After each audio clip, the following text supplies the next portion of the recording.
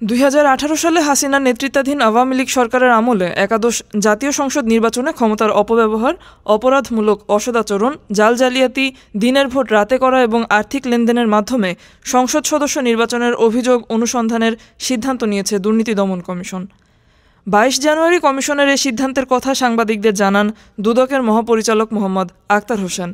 2018 সালের 30 ডিসেম্বর ওই নির্বাচনে জিতে টানা তৃতীয় মেয়াদে সরকার গঠন করে শেখ হাসিনার দল আওয়ামী লীগ। নির্বাচনে 300 আসনের মধ্যে আওয়ামী লীগ একাই প্রায় 257টি আসন। দুদকের মহাপরিচালক মোহাম্মদ আক্তার হোসেন বলেন, মূলত নির্বাচন কার্যক্রম পরিচালনার সঙ্গে সম্পৃক্ত ব্যক্তিদের বিরুদ্ধে অনুসন্ধান করা হবে।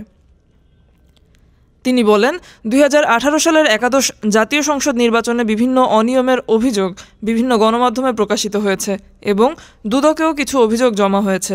অভিযোগে হাসিনার নেতৃত্বে ও আওয়ামী লীগের সাধারণ সম্পাদক ওবায়দুল কাদেরের সার্বিক ব্যবস্থাপনায় প্রতিটি মহানগর, জেলা, বিভাগ, উপজেলা, পৌর, ইউনিয়ন এবং ওয়ার্ড আওয়ামী লীগের নেতাকর্মীদের নিয়ে সরকারের সে সময়ের বিভিন্ন পর্যায়ের কর্মকর্তা ও নির্বাচন পরিচালনার সঙ্গে সংশ্লিষ্ট কর্মকর্তাদের যোগসাজশের কথা উল্লেখ করা হয়েছে।